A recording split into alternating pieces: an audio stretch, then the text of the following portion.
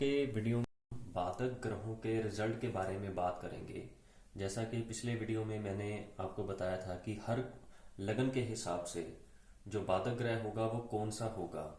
सिर्फ अब उससे आगे की चर्चा हम करेंगे। अगर आपने अभी तक वो पहले का वीडियो नहीं देखा है तो प्लीज़ पहले वो वीडियो देख लीजिए ताकि आपको पता लग जाए कि आपकी लगन कुंडली के हिसाब से आपका बाधक ग्रह कौन सा होगा। अब इन शॉर्ट में आपको ब्रीफ में थोड़ा सा बता भी देता हूँ कि अगर आपका मूवेबल लगन है, यानी जहाँ पर ये 11 नंबर लिखा है, अगर यहाँ पर इन चारों में से 1, 4, 7, 10 इन चारों में से कोई एक अंक यहाँ लिखा है तो 11वें भाव का जो राशि का मालिक होगा वो आपका बाधक ग्रह होगा। जैसे यहाँ पर जो फिक्स्ड है 2, 5, 8, 11, अब 11 नंबर का लगन की ये कुंडली मैंने फॉर एन एग्जाम्पल यहाँ पर ली है। अब इनके लिए 9वें घर का जो मालिक होगा वो बाधक होगा, यानी कि यहाँ पर ये इसका जो राशि का मालिक यानी कि शुक्र जो है बन रहा है, तो इस कुंडली के लिए शुक्र जो है वो बाधक ग्रह बन रहा है। डुअल जितने भी होंगे यहाँ पर 3, 6, 9 या 12 अंक अगर आपके इस घर में लिखा हो, इन चारों में से कोई एक, तो 7वें घर में जो राशि आ रही है उसका मालिक जो होगा वो बाधक ग्रह होगा। अब यहाँ पर देखिए कि 11 कुंभ लगन की कुंडली है।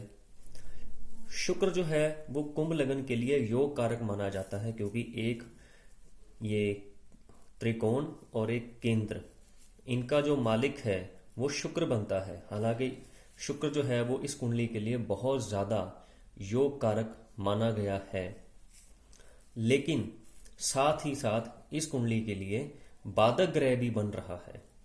मैंने इसीलिए ये लगन जो है वो लिया है ताकि आपको अच्छे से एक्सप्लेन कर सकूं कि कई बार जो प्लैनेट होते हैं वो हमारे लिए फ़ायदेमंद होने के साथ साथ उतना फ़ायदा नहीं दे पाते जितना हम एक्सपेक्ट करते हैं। अब यहाँ पर हम देखेंगे कि शुक्र की जो स्थिति है, पोजीशन है, वो कुंडली में कहाँ पर है। वो चाहे किसी भी घर में हो। हालांकि योग कारक का जो कॉन्सेप्ट है वो अलग से है, उस पर भी मैं आगे चलकर एक वीडियो बनाऊंगा कि योग कारक ग्रह जो है वो किस तरह से रिजल्ट देते हैं या कई बार रिजल्ट नहीं दे पाते हैं, ये एक अलग कॉन्सेप्ट है। तो आज हम सिर्फ बाधक ग्रह के बारे में बात करेंगे।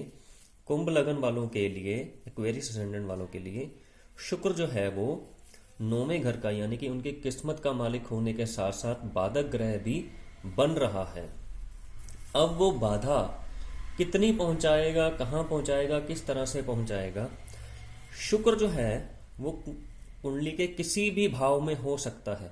वो जिस भाव में होगा उस भाव से रिलेटेड जो भी कारक तत्व होंगे उनमें वो जो भी हमें उसके हमने जो है फुलफिल करना है उस भाव से रिलेटेड कारक तत्वों को वहां पर वो बाधा पहुंचाएगा। अगर यहाँ पर शुक्र जो है वो अगर 12वें घर में चला जाता है, जो बाधक ग्रह होगा अगर वो 12वें घर में चला जाता है, ये सिर्फ कुंभ लगन वालों के लिए नहीं, जितने भी ये लगन हैं 1 से लेकर 12 तक, अगर उनका जो बाधक ग्रह है अगर वो 12वें घर में चला जाता है तो वो जो है वो बाधक अपनी प्रॉब्लम क्रिएट नहीं करेगा, यानी कि प्रॉब्लम्स जो है वो बाधा नहीं पहुंचाएगा। अगर बाधक ग्रह आपकी कुंडली का नीच का हो जाए, यानी कि अगर शुक्र जो है यहाँ पर 8वें घर में आ जाए, तब भी वो, हालांकि यहाँ पर योग कारक बन रहा है, लेकिन अगर बाधक ग्रह कोई भी आप असेंडेंट देखिए कि आपका असेंडेंट कौन सा है और आपका बाधक ग्रह मूवेबल के लिए 11th, फिक्स के लिए 9th और डुअल के लिए 7th, इन घरों में जो राशि होगी वो बाधक ग्रह अगर नीच का हो रहा है तब भी वो ज़्यादा आपको हार्म नहीं करेगा, यानी कि जिस भी भाव में होगा उस भाव से मिलने वाले जो भी रिजल्ट हैं वो आपको उतने ज़्यादा मिलेंगे कि जितना आप एक्सपेक्ट कर रहे हैं कि यहाँ पर अगर बाधक ग्रह है नहीं मिल सकते, लेकिन ऐसा नहीं होगा। अगर नीच का है, जिस भाव में है, तो प्रॉब्लम ज़्यादा नहीं होगी। लेकिन अगर वो किसी भाव में उच्च का होकर बैठ जाए, यानी कि अगर यहाँ पर शुक्र जो है वो दूसरे भाव में उच्च का होकर बैठ जाए, एक तरफ से तो हम ये कहेंगे कि योग कारक ग्रह जो है वो उच्च का होकर बैठ गया, दशा इसकी बहुत अच्छी आएगी, बहुत अच्छा वक्त निकलेगा। शुक्र की दशा 20 साल की महादशा जो है वो बहुत अच्छी जाएगी, लेकिन यहाँ पर वो बाधक भी है।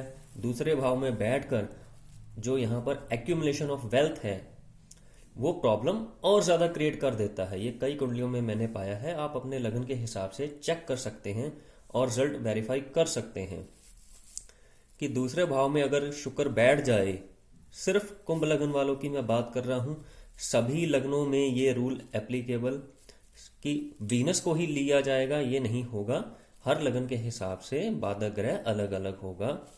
कुंभ लगन वालों के लिए यानी कि बाधक ग्रह जो है अगर आपकी कुंडली में उच्च का होकर बैठ गया जिस भाव में होगा, तो उस भाव से संबंधित फलों को मिलने में परेशानी पैदा कर देगा।